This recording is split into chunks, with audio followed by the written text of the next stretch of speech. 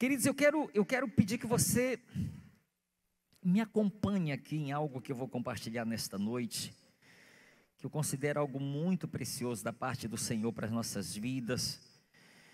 E eu quero compartilhar uma palavra que tem como tema os bem-intencionados. Os bem-intencionados. Diga comigo, os bem-intencionados. Amém? Preste atenção aqui, queridos, a Bíblia, ela nos mostra muitos exemplos de pessoas bem-intencionadas que fizeram coisas, que fizeram muitas coisas. E deixa eu lhe dizer, essas pessoas que fizeram essas coisas, elas estavam com boa intenção, literalmente, não estavam com uma intenção ruim, né? Porque às vezes a gente diz, o fulano fez algo bom, mas por trás daquilo, tinha um negócio muito ruim por trás daquilo. Mas exemplos aqui, que eu quero mencionar aqui, são literalmente de pessoas bem intencionadas. Não era de pessoas que estavam com uma boa intenção e tramando algo ruim por trás daquilo que estavam fazendo de bom, não. Realmente eu estou falando de pessoas muito bem intencionadas. E você vai entender um pouco disso aqui que eu quero falar. Preste atenção, eu vou mencionar 4 exemplos aqui de pessoas bem intencionadas. Por exemplo, a Bíblia nos fala a respeito de um homem amalequita, que ele matou o rei Saul. Mas acredite, ele estava bem intencionado. Deixa eu tentar lhe explicar a história para você entender. O que aconteceu? O rei Saul reuniu o exército de Israel para lutar contra os filisteus. Só que os filisteus começaram a prevalecer e a vencer e vinham para atacar. Quando o rei Saul percebeu que a batalha estava perdida, o que diz a Bíblia que ele fez? Ele pegou e se lançou sobre a sua própria espada para morrer, porque ele disse, eu não prefiro morrer assim do que cair nas mãos desses incircuncisos filisteus. Só que o plano não deu certo. Ele caiu sobre a espada dele, ficou lá sofrendo, mas não morreu. Aí apareceu este homem, este jovem amalequita. Ele vai passando por lá e ele vê o rei Saul daquele jeito, sofrendo. O rei Saul chama ele e diz, olha, te arremessa sobre mim e me mata, porque eu não estou aguentando de tanta cãibra. E o homem viu ele sofrendo daquele jeito, foi lá para amenizar o sofrimento dele. E ele o matou. Sinceramente falando, não foi uma pessoa bem intencionada? Não é pegadinha não, gente. Ele está pensando, não, eu não estou matando como se fosse alguém, eu estou ajudando alguém a acabar com o sofrimento de alguém. Só que isso acabou resultando na morte dele. Ele foi contar para o rei Davi o bem que ele tinha feito. E o rei Davi disse, você acabou de falar com as suas próprias palavras que você matou o ungido do Senhor. Isso vai custar a tua vida. Mas eu quero que você entenda que por trás de tudo isso havia uma boa intenção naquilo que ele estava fazendo. Deixa eu lhe dar um outro exemplo aqui. Você lembra da história de Uzá? O que acontece? A arca do Senhor está voltando da terra dos filisteus para ser levado para Jerusalém. E aí numa carroça de boi. E diz a Bíblia que o boi tropeçou e a arca ia caindo. E Uzá, bem intencionado, segurou a arca para ela não cair. Aquilo custou a vida dele. Ele morreu na mesma hora, diz a Bíblia, diante do Senhor. Mas se você perguntar, mas pastor, aquele homem estava bem intencionado naquilo que ele estava fazendo? Sim. Ele não fez aquilo por maldade. Ele não fez aquilo dizendo, olha, não é proibido eu tocar nessa arca, mas eu vou tocar assim mesmo. Não, a arca ia cair, talvez iria até quebrar. E ele bem intencionado vai segurar a arca para ela não cair. Mas aquilo acabou custando a própria vida dele. Caminhe comigo mais. Você lembra Marta? João capítulo 12. Marta e Maria e Lázaro recebem Jesus em casa. Mas antes desse texto tem Lucas capítulo 10, a partir do versículo 38, que é uma primeira vez em que eles recebem Jesus em casa. A Bíblia diz que a Marta, ela estava preocupada com muitas coisas e inquieta, e fazendo muitas coisas, e a tal ponto dela se incomodar com a Maria, que estava lá sentada aos pés do Senhor, só ouvindo os ensinamentos. E ela chega e diz: Senhor, tu não te importa que a minha irmã fique aí sentada e só eu servindo? Mande com que ela venha me ajudar. E Jesus diz: Marta, Marta, tu andas inquieta e te preocupa com muitas coisas, pouco é necessário mesmo uma só coisa. Maria escolheu a boa parte, e esta não lhe será tirada. Então entenda que naquele momento em que Jesus estava lá, Maria estava sentada aos pés dele.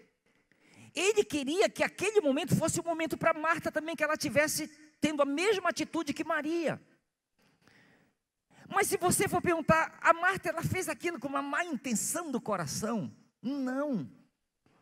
Do ponto de vista dela, ela estava dando o melhor dela para Deus naquele momento, do seu jeito, da sua maneira. Ela estava bem intencionada naquilo que estava fazendo. Quarto exemplo, Jardim do Getsêmani. Jesus está orando em particular, e ele volta, se junta aos discípulos, e ele diz: levantem que está vindo aí o traidor. E Judas aparece junto com o sacerdote, junto com soldados, com cacetetes, com porretes, e vem para prender Jesus. Eles prendem Jesus, e Pedro, bem intencionado, querendo ajudar o mestre, puxa da sua espada. Dizem que ele era muito ruim de facada. Diz que ele botou para acertar no meio da cabeça, pegou só a orelha. É uma brincadeira, né? Ele acertou só a orelha do servo do sumo sacerdote. A pergunta é: com que intenção Pedro fez aquilo? Foi com a intenção de proteger, de guardar Jesus, para que Jesus não fosse preso. Então, queridos, era alguém bem intencionado. Esses exemplos que eu estou lhe dando aqui, por mais que pareça estranho, mas eu estou lhe mencionando exemplos de pessoas bem intencionadas. Porém, eu vou já lhe falar desse porém, porque eu quero ler um texto para eu entrar no personagem principal dessa palavra. Abra sua Bíblia, por favor, em Atos capítulo 7. Eu quero que você veja comigo Atos capítulo 7, por favor.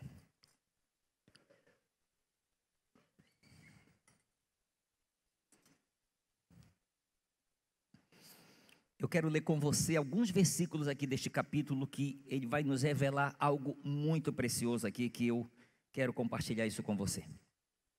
Atos capítulo 7, olha comigo do versículo 20 até o 25, tá? Atos 7, de 20 a 25. Me acompanhe na leitura, a partir do versículo 20. Por esse tempo nasceu Moisés, que era formoso aos olhos de Deus. Por 3 meses foi ele mantido na casa de seu pai. Quando, versículo 21, quando foi exposto, a filha de Faraó o recolheu e criou como seu próprio filho.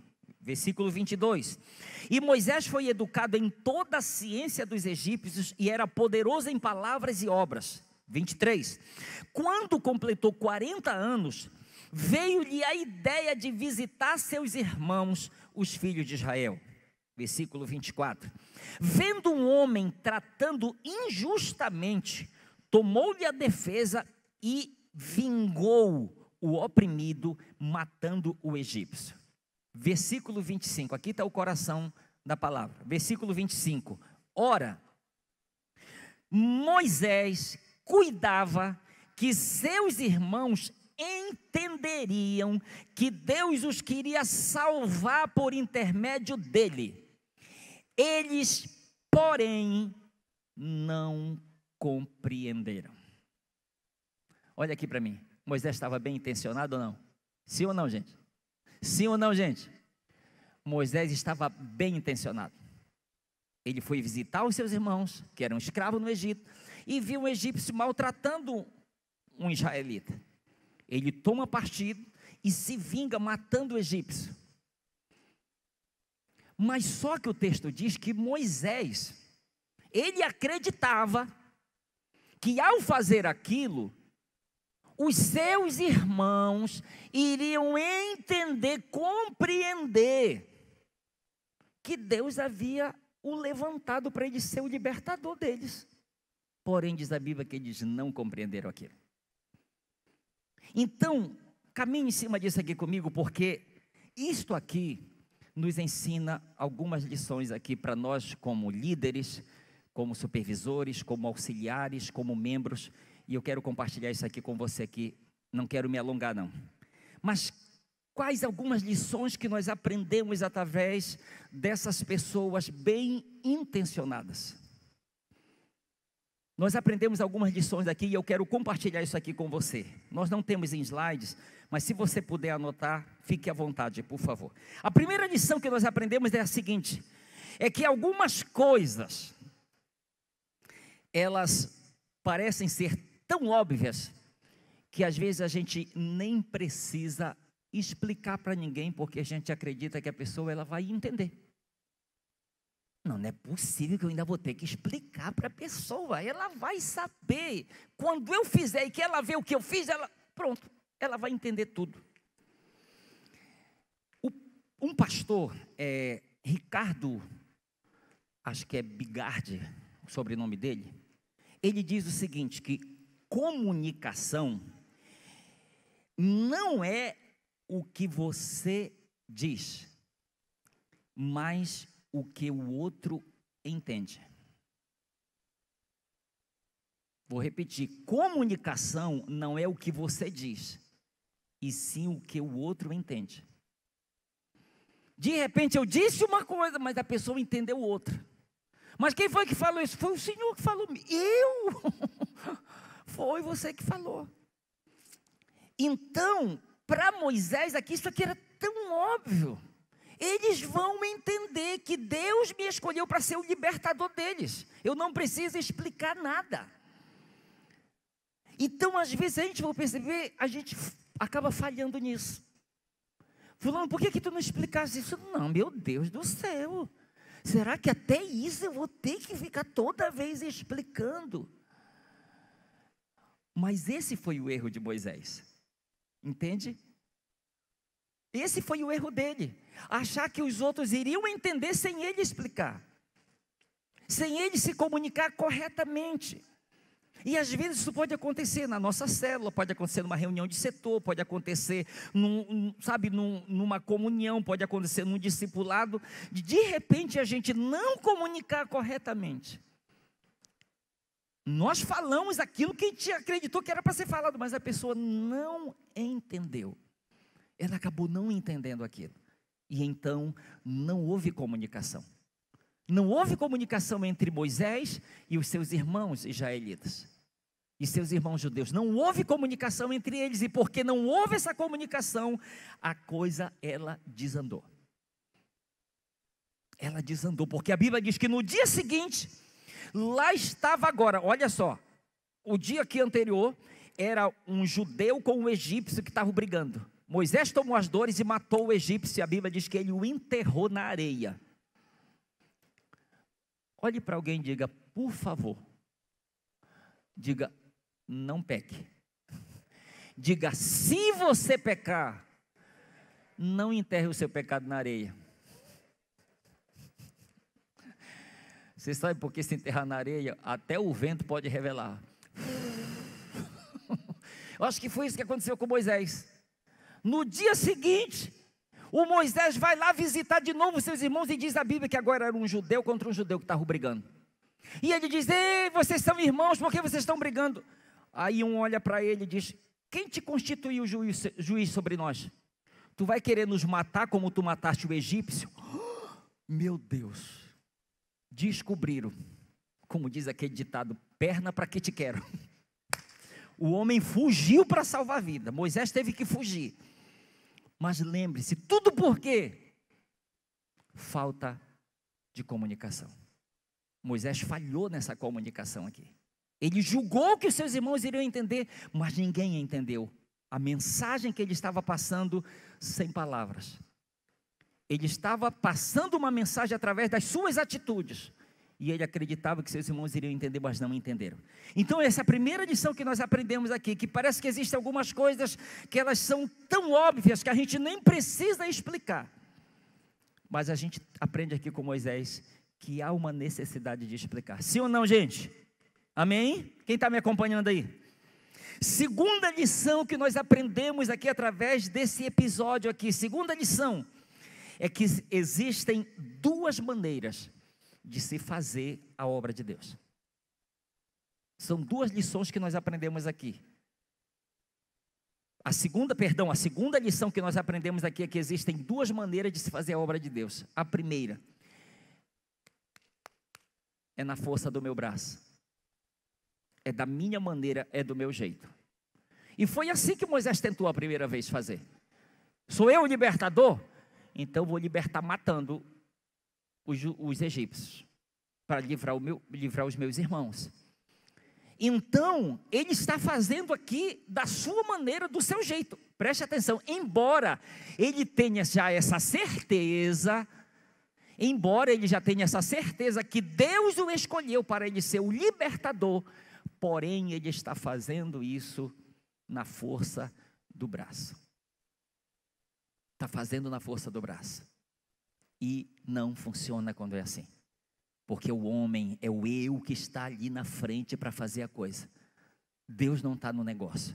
E é isso que a gente percebe. A segunda lição que nós aprendemos aqui, as duas maneiras. A primeira é na minha força, é do meu jeito. A segunda é na força do Senhor. Amém, queridos? A segunda maneira é na força do Senhor. Depois que Moisés foge, são 40 anos que ele passa. Dele mude, ele dividiu a vida de Moisés, separou em 3 etapas. Porque ele viveu 120 anos. Ele viveu 40, mais 40. Ele diz que Moisés viveu 40 anos da vida dele, acreditando que era alguma coisa. Depois ele viveu mais 40 anos descobrindo que ele não era nada, no deserto. E os últimos 40 anos de Moisés, ele descobriu o que Deus é capaz de fazer através de um ninguém.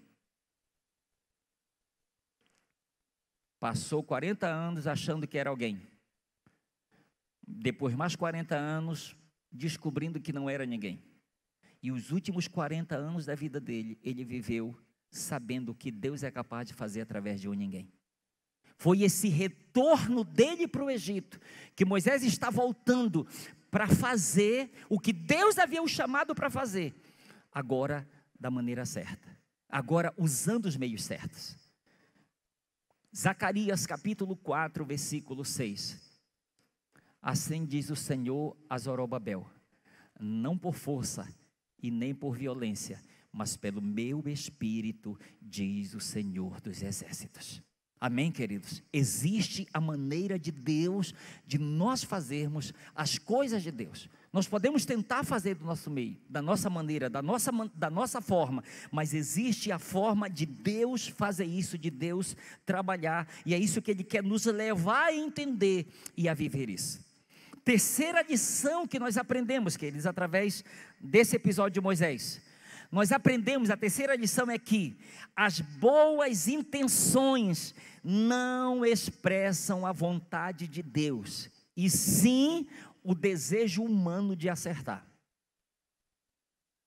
Vou repetir, terceira lição que nós aprendemos. As boas intenções, elas não expressam o desejo ou a vontade de Deus, e sim um desejo humano de acertar, de fazer a coisa certa. Moisés, ele está querendo fazer a coisa certa, mas achando que os irmãos vão entender porque ele está bem intencionado naquilo que ele está fazendo. Mas as boas intenções, elas não revelam que é a vontade de Deus que está sendo feita, que é Deus que está ali naquelas boas intenções. Então a gente aprende, queridos, isso aqui que é muito importante. A gente percebe assim em muitas coisas. Assim, muitas e muitas pessoas muito bem intencionadas, são bem intencionadas. O que você fez? Eu estava com vontade por causa disso, eu quis. Bem intencionada. Mas a pergunta é: nessa boa intenção estava manifesta a vontade de Deus, ou o meu desejo humano de acertar, de tentar fazer a coisa certa? Porque eu sei que Deus me chamou para eu fazer aquilo, eu quero fazer certo. Mas ao invés de eu buscar uma orientação, uma direção de Deus, como foi o caso de Moisés, quando Moisés vai para o Egito, depois de passar os 40 anos no deserto, ele vai para o Egito, ele já sabe o que é que ele vai fazer, e como ele vai fazer. Ele já sabe a forma como deve ser feito a partir daquele momento. Quarta lição que nós aprendemos, é que existem 2 métodos. Existe o nosso método humano, ou seja, a nossa maneira de lidar, baseado, porque entenda que uma coisa, a Bíblia nos diz, o texto que nós lemos, é que Moisés, ele foi educado, diz aqui o texto, diz que, está aqui, e Moisés foi educado em toda a ciência dos egípcios e era poderoso em palavras.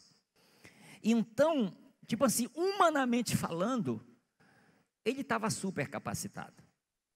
Ele era alguém que estava sendo preparado para assumir posições elevadas, talvez até futuramente, como sendo um faraó futuramente.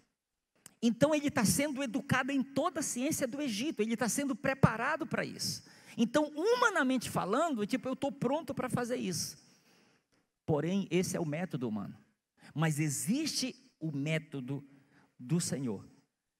E quando se trata daquilo que nós estamos fazendo, do que eu estou falando, o método do Senhor que Ele tem nos dado se chama Visão MDA. Amém? Se chama o nosso MDA. É o método, é o modelo que o Senhor nos deu de trabalho para nós fazermos.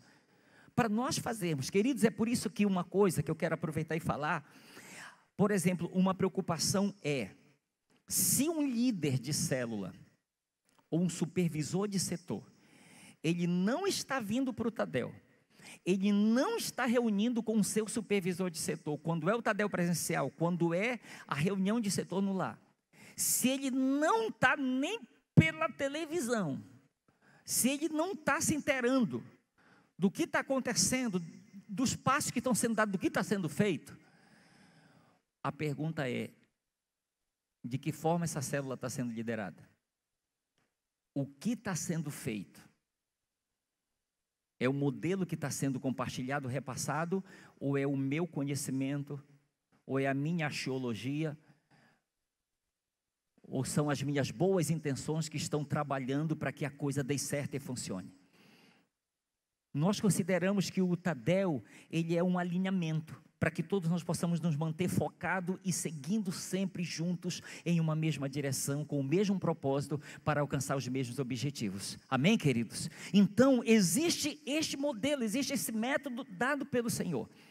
E eu quero chegar nessa parte aqui, de conclusão, para você, junto comigo, entender o seguinte. Na primeira vez, Moisés, ele sabia que o Senhor havia o escolhido para ser o libertador do seu povo. Porém, o Senhor ainda não tinha o enviado. Entenda isso. Ele já tinha consciência, Deus me escolheu. Porém, Deus ainda não tinha dito, vá agora libertar o meu povo. Por isso que a coisa deu errada. Porque a Bíblia diz que, a Bíblia fala que o justo, ele consegue discernir o tempo e o modo. Deixa eu lhe dizer, você sabe aonde está às vezes um erro? Você lembra João capítulo 2, que fala sobre o casamento em Caná da Galileia? Caminhe comigo nisso aqui bem rápido. Houve um casamento em Caná da Galileia. Jesus e seus discípulos foram convidados para o casamento. E diz a Bíblia que o vinho acabou. E Maria chega com Jesus dizendo, eles não têm mais vinho. E o que Jesus lhe responde? Mulher, que tenho eu contigo? Ainda não é chegada a minha hora. Ouça, Jesus não disse, olha, o noivo que se vire para lá, eu só sou um convidado, eu não tenho responsabilidade de providenciar nada para esse casamento. Jesus não disse, eu não vou fazer nada, ele disse, ainda não é chegada a minha hora. O que ele estava dizendo para Maria? Eu vou fazer, mas eu vou fazer no meu tempo, não no seu tempo. Está claro isso aqui, queridos? Ele está dizendo, eu vou fazer, mas não é a pressão que vai me forçar a fazer a coisa. Porque se fosse por Maria, ele se levantava na hora, o que é para fazer. Então, quantas vezes a gente está desse jeito? A gente sabe que uma coisa é da vontade de Deus, mas a gente às vezes não tem paciência para perguntar, já é hora? Já posso fazer agora, Jesus? Senhor, por favor, libera esse sinal verde aí para mim. Jesus está dizendo, é da minha vontade, mas ainda não é a hora, ainda não é o meu momento. Então isso aqui nós aprendemos, era da vontade de Deus que Moisés fosse libertar o povo, sim. Deus já havia o escolhido para libertar o povo, sim, mas Deus ainda não havia liberado o sinal verde, dizendo, Moisés, vai agora. Por isso que a coisa deu toda errada. O Moisés podia até questionar depois com Deus, mas Senhor, o Senhor não me escolheu para fazer isso, e por que deu tudo errado? Eu imagino Deus falando, Moisés, sim, eu te escolhi, porém você não esperou eu te enviar. Entende? Eu te escolhi, sim, você é o meu escolhido, porém tinha um momento certo para eu te dizer, vai. Amém, queridos? Amém? Então nós aprendemos isso aqui. Sabe, às vezes a gente pode de repente imaginar em uma coisa grande, uma libertação, do tamanho da libertação que Moisés realizou no Egito, mas pode também se tratar de coisas pequenas, porque se nós falharmos nas coisas pequenas, quem garante que a gente vai acertar nas grandes? Porque as pequenas podem ser uma escola para a nossa vida, entende? Pode ser uma escola para a nossa vida onde nós estamos aprendendo. Já desde do pouco confiar em Jesus, é da sua vontade já? É da minha vontade, mas já está na hora de eu fazer? Já está na hora? Não, ou já. Isso aqui nós aprendemos com Moisés, querido. Na segunda vez, Moisés ele é enviado pelo Senhor, mas ele é também capacitado pelo Senhor, entende? Aqui o Moisés está com consciência na primeira vez de que ele é o escolhido, mas não foi enviado e nem estava capacitado. Na segunda vez, o que Deus chega para ele e diz, Moisés, eu tenho visto a aflição do meu povo, por isso eu desci para o livrar das mãos dos egípcios. Vem, pois, agora, e eu te enviarei a Faraó para que tu tires o meu povo de lá. Mas, Senhor, como eu vou fazer isso? Eu sou pesado de línguas. Peraí, mas o texto diz que Moisés era poderoso em palavras. Agora o Moisés está dizendo, eu sou pesado de língua. Então, Deus, ele não somente diz, olha, você não consegue falar bem? Pega o Arão, ele vai ser a tua boca. Ele vai falar por ti diante de Faraó. Pega esta vara aqui. Então, queridos, Deus não somente o envia, mas Deus o capacita para que ele pudesse fazer tudo o que ele fez lá no Egito. E se nós pararmos para avaliar, para analisar tudo isso, a que conclusão nós chegaremos? É que na segunda vez que ele foi, deu tudo certo. Mas por que deu certo? Havia consciência do chamado, havia consciência do tempo certo, e agora ele está capacitado para ir fazer o que Deus queria que ele fizesse. Diga assim comigo, as boas intenções, elas podem me prejudicar diante da vontade do Senhor. Amém, queridos? Entende? Então eu dei exemplo para vocês de pessoas bem intencionadas, mas que estavam erradas naquilo que fizeram. Bem intencionadas, mas erradas no que fizeram. Para alguns esse erro custou a morte, como foi o caso do Amalequita, como foi o caso de Uzá. Para Marta custou uma exortação, uma repreensão.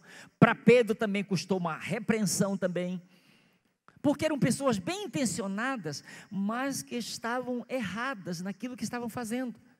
Mas do ponto de vista dela, se alguém chegasse para perguntar: fulano, faça uma avaliação daquilo que você fez, do seu ponto de vista foi certo ou errado? Eles iriam dizer que estavam certos naquilo, por causa da boa intenção. Mas era uma boa intenção que não tinha a aprovação de Deus.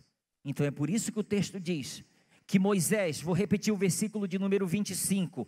Ora, Moisés cuidava que seus irmãos entenderiam que Deus os queria salvar por intermédio deles. Dele. Eles, porém, não compreenderam. Eles não compreenderam que Deus tinha um propósito para realizar na vida de Moisés e através da vida de Moisés. Mas por quê? Houve a falta da comunicação. Moisés, ele se precipitou em fazer aquilo que Deus havia escolhido para fazer. Não era o momento certo para fazer, e Deus ainda não o tinha o capacitado, nem o liberado para ele ir e fazer aquilo. Então, queridos, eu aprendo aqui como líder de célula que eu sou, aprendo também como pastor, é que nós precisamos sempre vigiar a motivação do nosso coração. Sim ou não, gente? Vamos precisar sempre vigiar a motivação do meu coração. Puxa, rapaz, peraí, com que motivação eu estou fazendo isso? Isso é só uma coisa da minha empolgação, do meu momento, ou Deus, ele está nesse negócio? Ou Deus está assinando embaixo? Não é da vontade de Deus, já é da vontade de Deus. É o momento, é a hora certa. Mas Deus ainda não falou nada. Então puxa o freio de mão, segura um pouco. Está liberado? Vai em frente, porque combustível Deus dá, Deus capacita, Deus faz o que é necessário para que se cumpra o propósito dele na minha e na sua vida, em nome de Jesus. Amém, queridos? Deus faz isso. E eu quero, aqui em cima disso aqui que eu estou lhe falando aqui, porque eu creio que eu estou diante de um povo que não é somente bem intencionado, mas é um povo que procura viver a vontade e o propósito de Deus para a sua vida. Um povo que procura viver aquilo que Deus tem para a sua vida. Isto é muito importante a gente pensar. E eu quero só aproveitar e fazer um adendo aqui para os solteiros. Custa nada, né, gente? Um adendo para os solteiros. Cadê solteiro que pretende casar aqui? Amém, isso,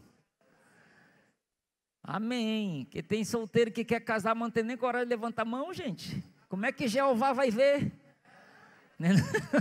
Tem nem coragem de levantar a mão. Olha aqui para mim,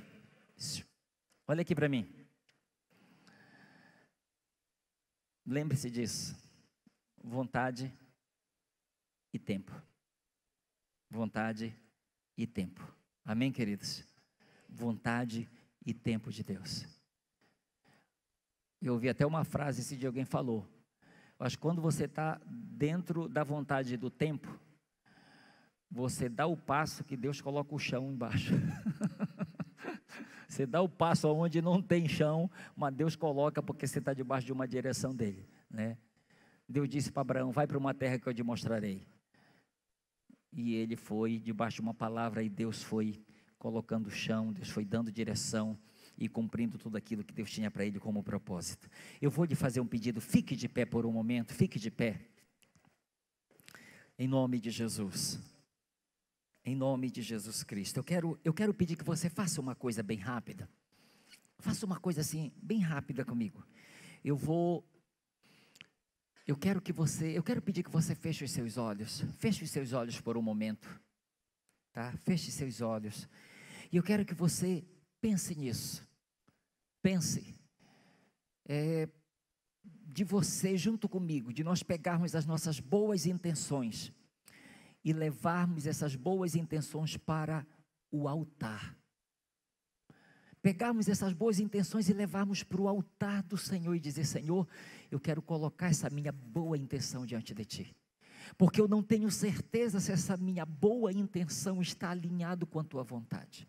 Então eu quero que a minha boa intenção esteja alinhado com a tua vontade, porque eu sei que se ela estiver, vai dar super certo, vai funcionar de fato.